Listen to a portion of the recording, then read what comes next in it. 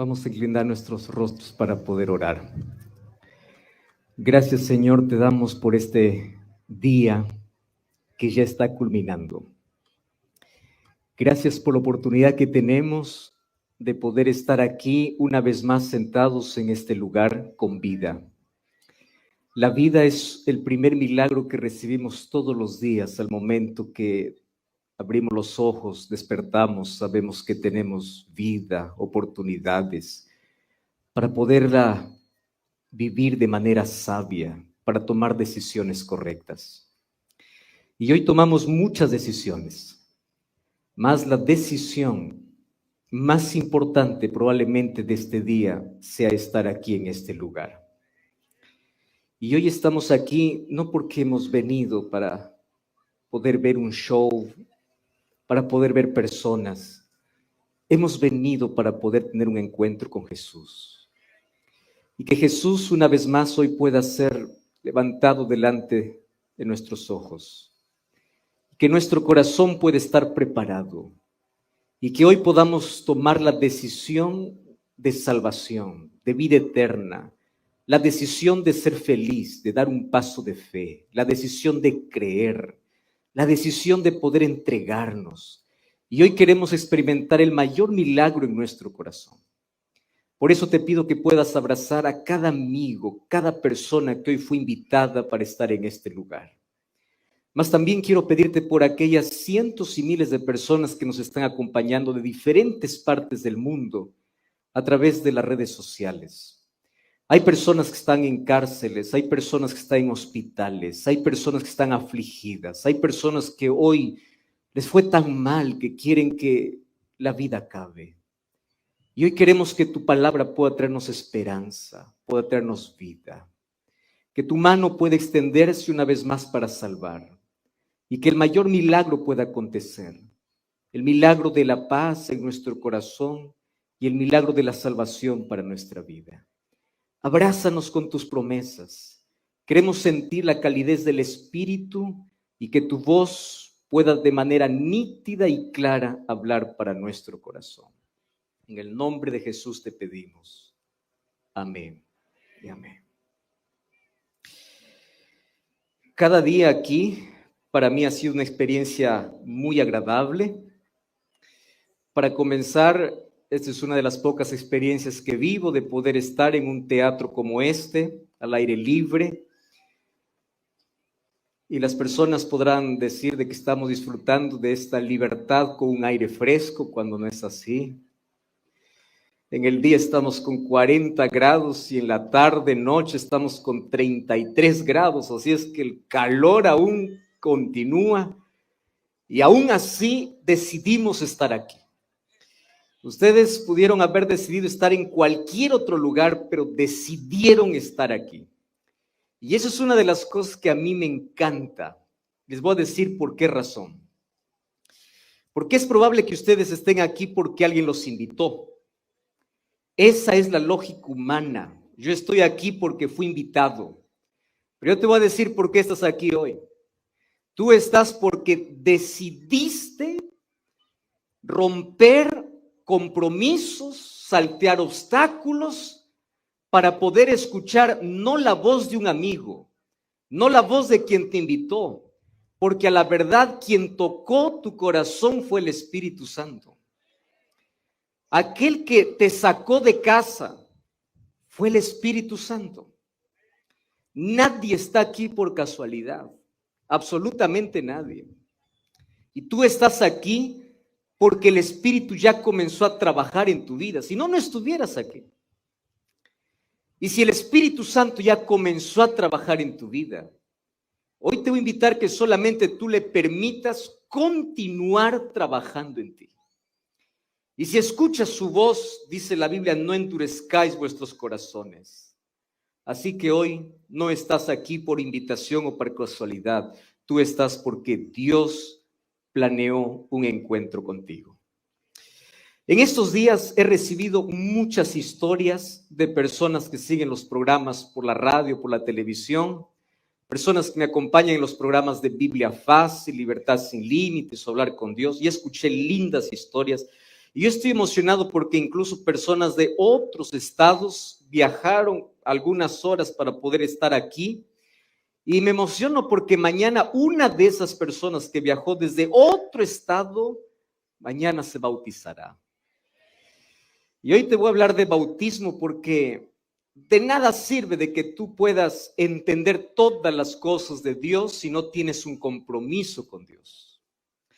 Hay tantas personas que conocen de Cristo, tienen raíces cristianas, fueron a la iglesia de pequeños, personas que están acompañando los programas, personas que saben la doctrina, personas que conocen el amor de Jesús, personas que ya estudiaron la Biblia, ya frecuentan la iglesia, pero apenas les falta una decisión. Y esa decisión es la que determina el comienzo de tu historia. Yo quiero decirte que el bautismo es apenas un rito.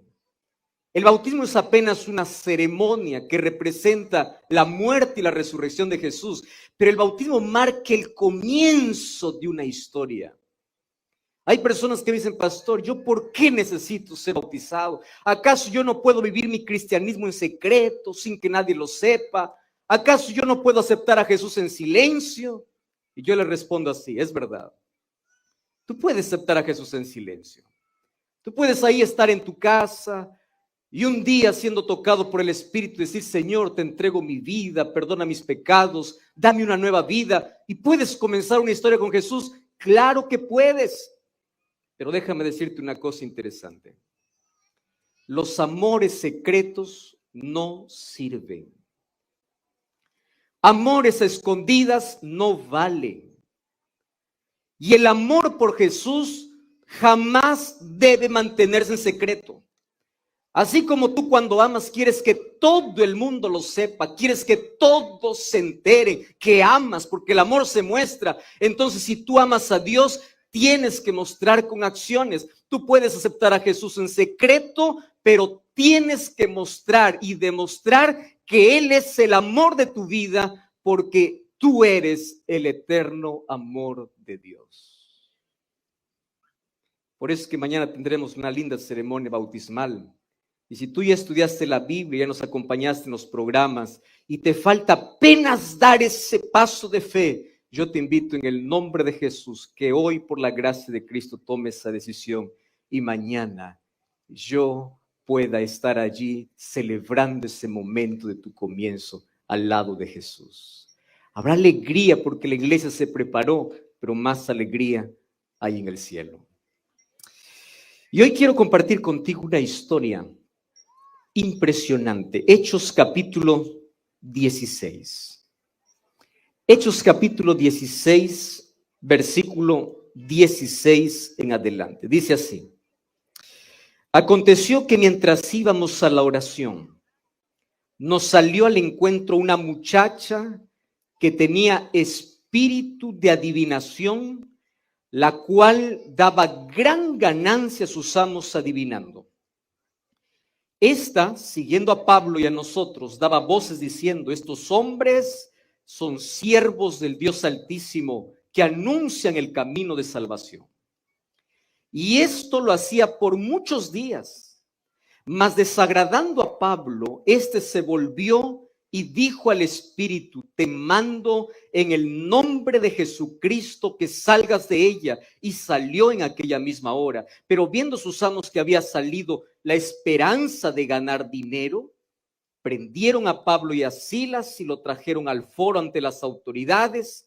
Se presentaron a los magistrados y dijeron, estos hombres siendo judíos alborotan nuestra ciudad, enseñan costumbres que no es lícito recibir ni hacer, somos romanos, se agolpó el pueblo contra ellos, y los magistrados se rasgaron las ropas y ordenaron azotarles con varas. Y después de haberlos azotado mucho, los echaron en la cárcel, mandando al carcelero que los guardase, el cual recibiendo este mandato los metió en el calabozo de más adentro y les aseguró los pies en el cepo. Pero a medianoche, orando Pablo y Silas, cantaban himnos a Dios y los presos oían.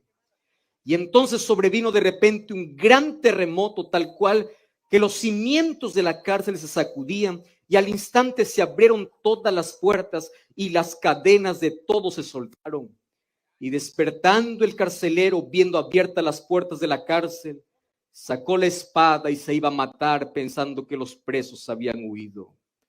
Mas Pablo clamó a gran voz diciendo: no te hagas ningún mal porque todos estamos aquí. Entonces, pidiendo luz, se precipitó adentro y temblando se postró a los pies de Pablo y de Silas y les dijo: señores, ¿qué debo hacer para ser salvo? Y ellos le dijeron: cree en el Señor Jesucristo y serás salvo tú y tu casa. Y le hablaron la palabra del Señor a él y todos los que estaban en su casa. Tomando en aquella misma hora, lavó sus heridas y enseguida se bautizó él con toda su familia.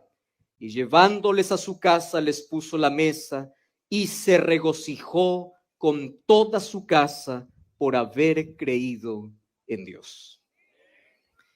Esta historia no tiene que ver con el pasado. Esta historia tiene que ver con nuestra historia en el presente. Déjenme contarles 3 cosas importantes de la historia de hoy. Número 1, Satanás siempre está enfurecido no con aquellos que dicen ser cristianos, sino con aquellos que sí son cristianos.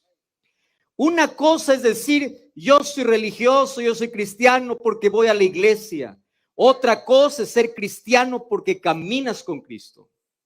Y el momento que tú te propones a caminar con Cristo, Satanás siempre se colocará en tu camino, siempre te colocará obstáculos, siempre intentará impedirte. ¿Y cuál es la diferencia entre el cristiano nominal o de nombre y el cristiano verdadero?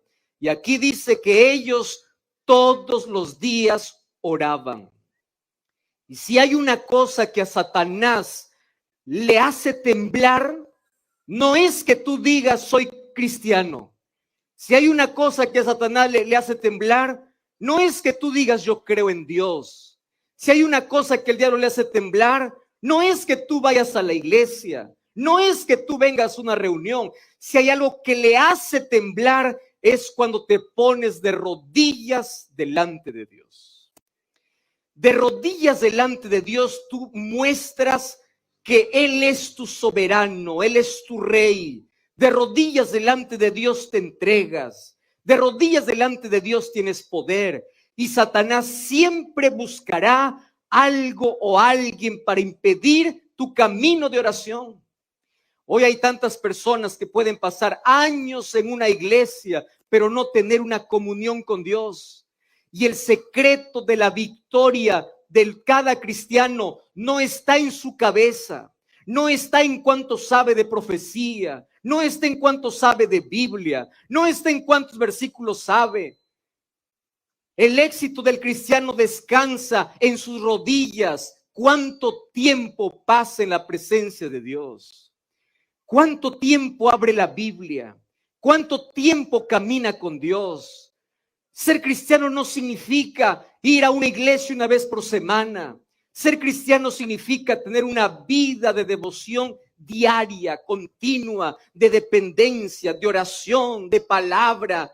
Y en la medida que caminas con Cristo, tus malos hábitos van cambiando. Lo que antes te gustaba, ya no te gusta más. Lo que no te gustaba, ahora te gusta. Hace algún tiempo un hermano me decía: pastor, antes, cuando yo estaba allí fuera de los caminos del Señor, yo miraba a los cristianos y decía: qué aburridos que son ellos. ¿Cómo van a encontrar placer? Van a la iglesia, cantan, oran. Para mí eso es lo más aburrido que existe. Para mí la vida es el baile, la vida es sus amigos, la vida es la diversión, la vida son las fiestas, la vida es eso. Yo nunca entendía hasta que un día me tocó el Señor.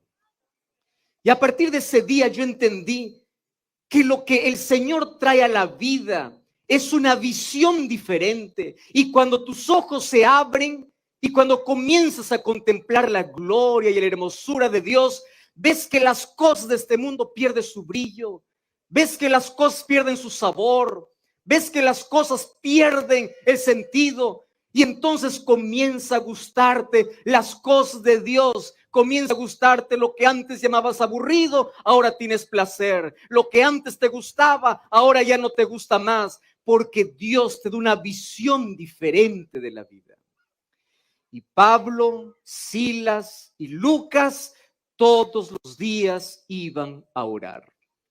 Y de pronto allí alguien quiere interrumpir su momento de oración. Y es una muchacha que tenía el espíritu de adivinación.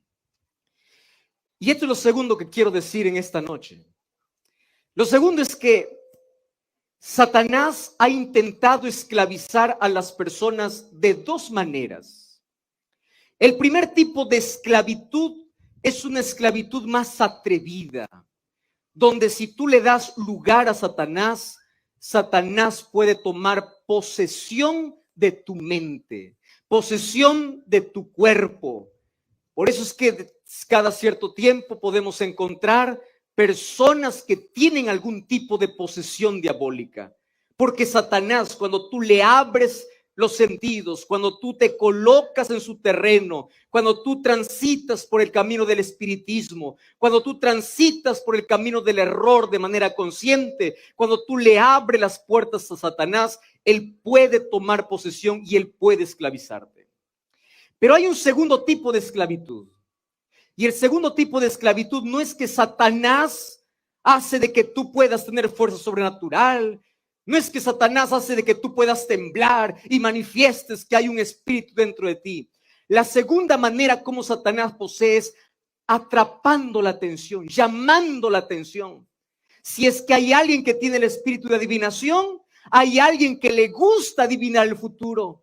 Hay alguien que le gusta pisar el terreno de Satanás. Hay alguien que le gusta coquetear con el enemigo.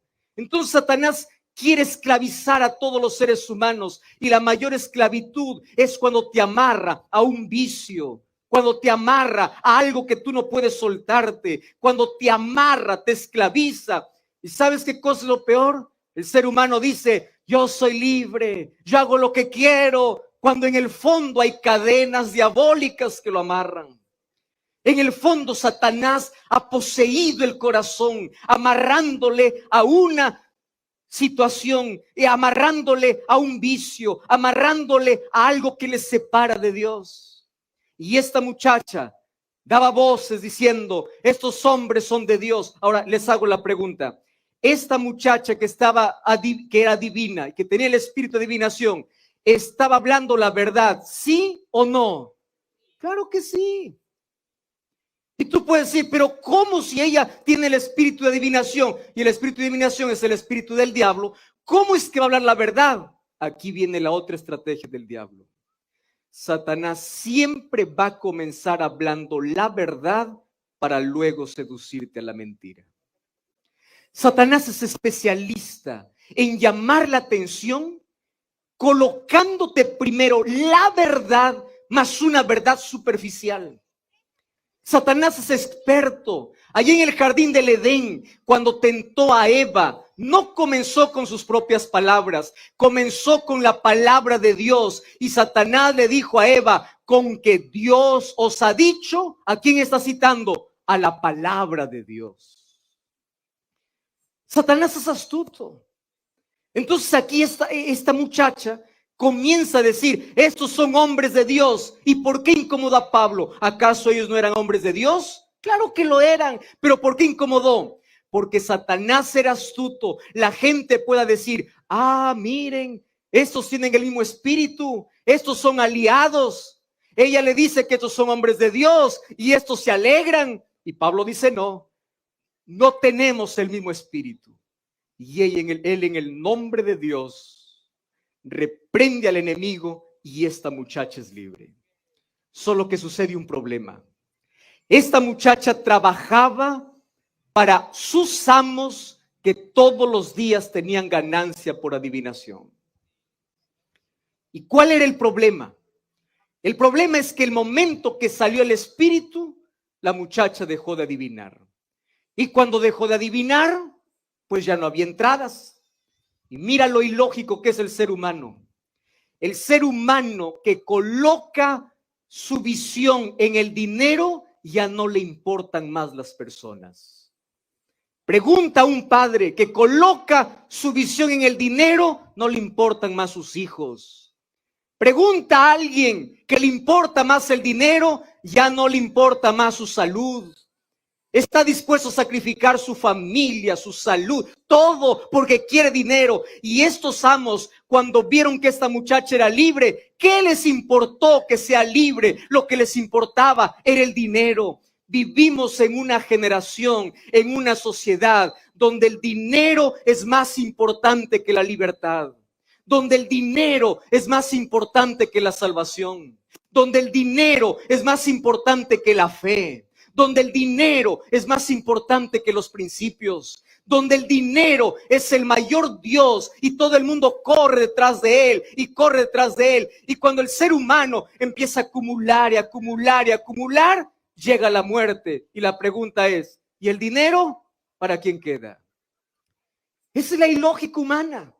El ser humano corriendo, corriendo, acumulando, acumulando. Y cuando ya acumuló, le espera una sepultura. ¿Y dónde está tu dinero? ¿Dónde está tu ganancia? ¿Dónde está tu salvación que descuidaste? Tu familia que perdiste. Yo no estoy diciendo aquí que el dinero es malo. Yo no estoy diciendo aquí que el dinero no hay que esforzarse, que trabajar, que estudiar. No estoy diciendo eso. Pero cuando el dinero se coloca por encima como prioridad, se convierte en el mayor peligro para el ser humano. Y yo conozco personas que no se entregan a Jesús por dinero. Personas que no son capaces de renunciar por dinero. Personas que bien venden sus valores por dinero. Personas que cambian el cielo por dinero. ¿Por cuánto estás vendiendo tu fe? ¿Por cuánto estás vendiendo tu familia? ¿Por cuánto estás vendiendo tu salud? Pero sobre todo, ¿por cuánto estás vendiendo tu salvación? ¿Por cuánto estás vendiendo? Y aquí estos amos, al ver que ya no tenían dinero, agarraron a Pablo y Silas y los llevaron al magistrado. Y allí dijeron, estos alborotan al pueblo. No estaban alborotando al pueblo. Apenas estaban trayendo libertad para el pueblo. Apenas estaban proclamando a Jesús para el pueblo. Pero Satanás siempre se enfurece cuando hay libertad. Satanás siempre se enfurece cuando tú eres libre de sus cadenas, cuando se siente que alguien está invadiendo su terreno. ¿Y sabes qué cosa hicieron? Dice el texto bíblico que Pablo y Silas fueron azotados con varas muy fuertemente. Entonces, ¿eso es una injusticia o no es una injusticia? Claro que lo es. ¿Qué de malo estaban haciendo? Nada. No había justicia para los malos, pero había injusticia para los buenos. Les pregunto, ¿acaso no es lo mismo que hoy vivimos también en nuestra sociedad? El que debe ser castigado no lo es. ¿Cuántas veces es el inocente que es castigado? Pero a mí me sorprende la actitud de aquel que sabe que Dios está con él. ¿Sabes qué cosa me sorprende? Que ante los latigazos y ante los varazos que recibieron en las espaldas, ante la sangre que brotaba de las espaldas, lo que no podían quebrar era la paz que había dentro del corazón de ellos. El mundo te puede quebrar todo por fuera, pero si tienes a Cristo, jamás podrán quebrar tu esperanza, jamás podrán quebrar tu fe, jamás podrán quebrar tu alegría, jamás podrán quebrar tu interior. Y el apóstol Pablo decía, no importa si por fuera me desgasto, por adentro me renuevo. No importa si las espaldas están sangrando, con mis labios estoy cantando. No importa si la crisis acaba con todo lo que tengo, por dentro tengo paz. Y ellos, ante la injusticia, no reclamaron a Dios. Ante la injusticia no dijeron, Señor, ¿dónde estás? Aquí te estamos sirviendo. ¿Dónde estás? ¿Por qué no te manifiestas? ¿Tú ya escuchaste personas así? Ante la primera injusticia comienza a reclamar, ¿dónde está Dios? ¿Dónde está Dios? ¿Dónde está Dios? Y dan la espalda a Dios. En el nombre de Dios te voy a decir una cosa hoy. Vivimos en un mundo injusto donde los hijos de Dios también sufren injusticia. Los hijos de Dios también sufren muerte. Los hijos de Dios también sufren crisis. Los hijos de Dios también pasan por depresión. Los hijos de Dios también se quiebran. Los hijos de Dios también sufren injusticia y parece que Dios está en silencio. Pero no te desanimes, porque cuando Dios está en silencio es porque sorpresas está preparando para restaurarte. Es porque nuevas cosas está preparando para ti. No cuestiones la soberanía de Dios. No cuestiones el silencio de Dios. No importa cuán injusto sea. No importa el dolor. No importa las cosas. Canta, adora, ora, continúe tus ojos en Cristo. Eso es lo que hizo Pablo y Silas. Ellos continuaban adorando aun cuando las espaldas estaban sangrando. Esa es la fe. Fe no es cuestionar a Dios por qué para todo. Hay gente que quiere encontrar respuestas para todo lo que pasa en la vida. Yo recibo mensajes todos los días en los diferentes medios. Tengo tantos mensajes que vienen para Instagram, para YouTube, para Facebook. Todos buscando una respuesta para todo lo que pasa. ¿Por qué? ¿Por qué? ¿Por qué? ¿Por qué? ¿Por qué esto? ¿Por qué lo otro? ¿Por qué perdí? ¿Por qué gané? ¿Por qué? Si tú estás buscando respuestas para todo en la vida, tú te estás olvidando que todavía este mundo no es el hogar perfecto que Dios te prometió. El hogar perfecto que Dios te prometió es cuando Él venga y restaure la tierra. Mientras estés en este mundo, vas a pasar por aflicción. Vas a sufrir, tengas fe o no tengas fe, seas creyente o seas ateo, seas chico o grande, rico, pobre, líder o no líder, vas a sufrir. Mas la diferencia está en la actitud. ¿Cómo reaccionas? ¿Sigues confiando en Dios? ¿Sigues orando a Dios? ¿Sigues cantando a Dios? Tu fe es inquebrantable que puede superar las injusticias de la vida, las tragedias de la vida, el dolor de la vida. Tu fe es tan poderosa en Dios que te puede sostener en los momentos más difíciles de la vida. Y miren lo que sucede mientras ellos estaban cantando. ¿Qué cosa es lo que sucedió? Un terremoto. Un terremoto que sacudió todas las paredes y toda la ciudad, y la cárcel se abrió. Quien estaba cuidando aquella cárcel, no sabemos cuál era su nombre. Mas cuando él despertó y vio la cárcel abierta, él conocía las leyes romanas. Y las leyes romanas eran implacables. La ley romana era vida por vida. Dejaste soltar a presos, tu vida va a pagar. ¿Y cómo es el ser humano cuando no tiene esperanza en el corazón? ¿Sabes cómo es? Ante el primer problema de la vida, no sabe a dónde correr. Las personas pueden decir así: yo no necesito de Dios. Las personas pueden decir: a mí no me importa Dios. Espera que el dolor toque su vida y vas a ver a dónde corren. Espera que llegue un terremoto y vas a ver dónde van. Espera que llegue la muerte y verás a dónde corre el ser humano.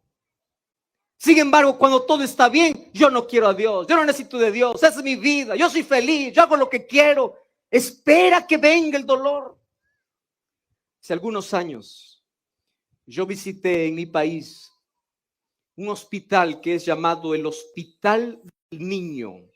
Y en ese Hospital del Niño, específicamente hay una área donde están todos los niños con cáncer. Un día yo fui apenas para hacer una visita a un par de niños que pertenecían allá a la iglesia para poder fortalecer a los padres.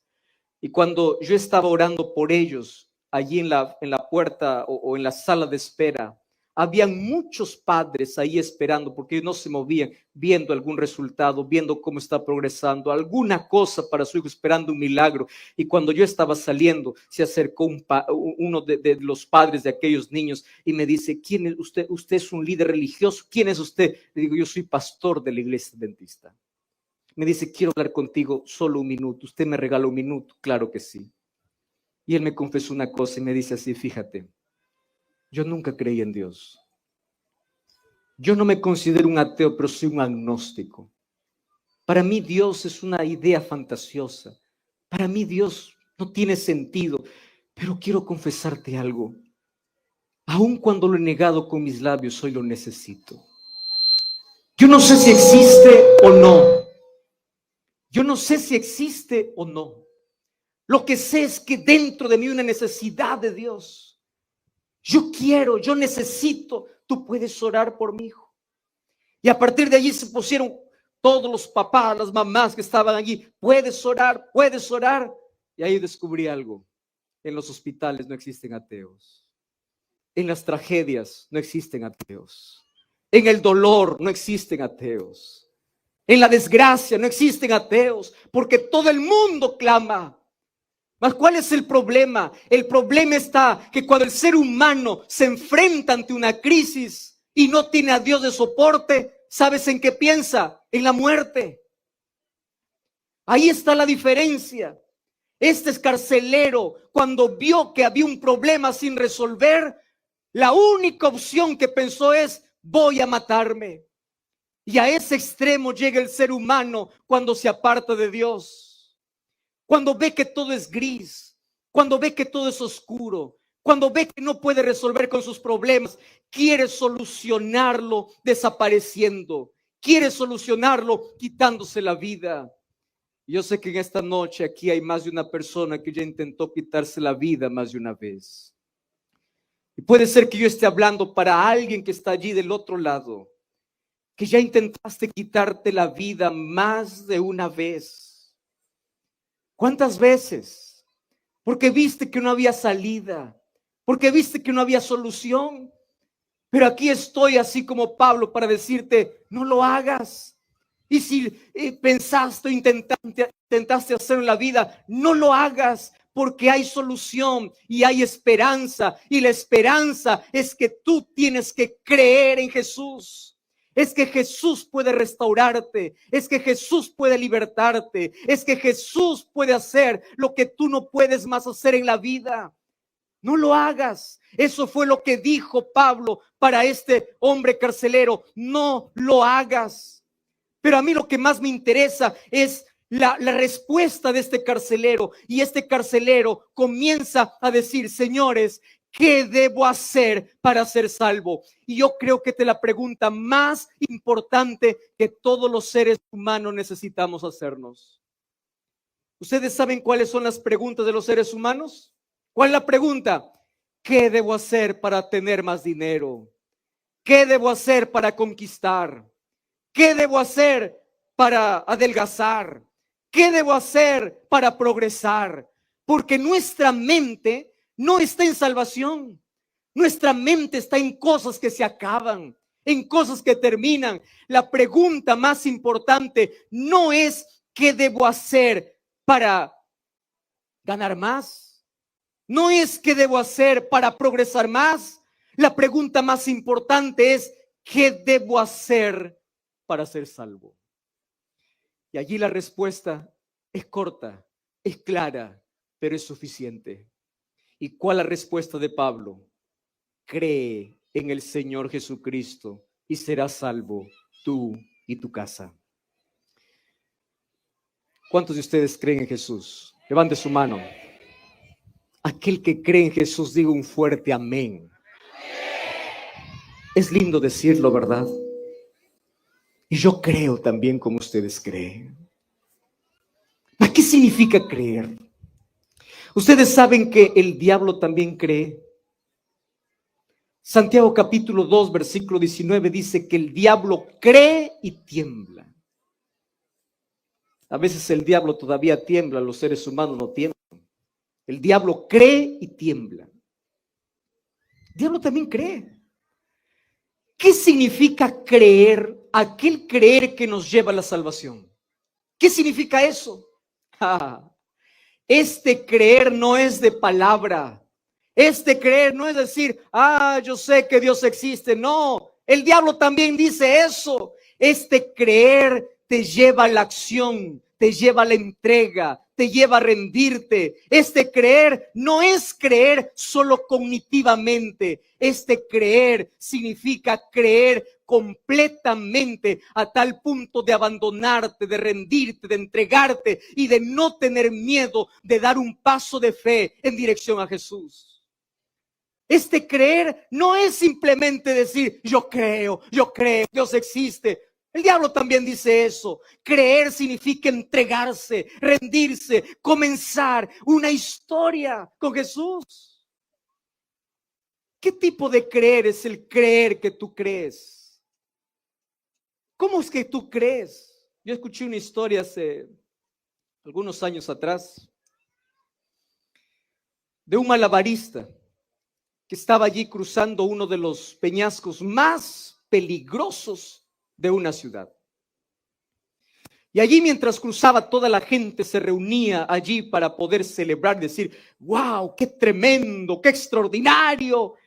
Y allí en una cuerda empezaba a cruzar de una peña al otro y en medio había un abismo. Y allí, manteniendo el equilibrio, comenzó un paso, 2 pasos, 3 pasos. La gente quedaba sin respiración, la gente aplaudía, la gente veía el peligro. A veces estaba tan nerviosa hasta que finalmente el malabarista llegó al otro lado.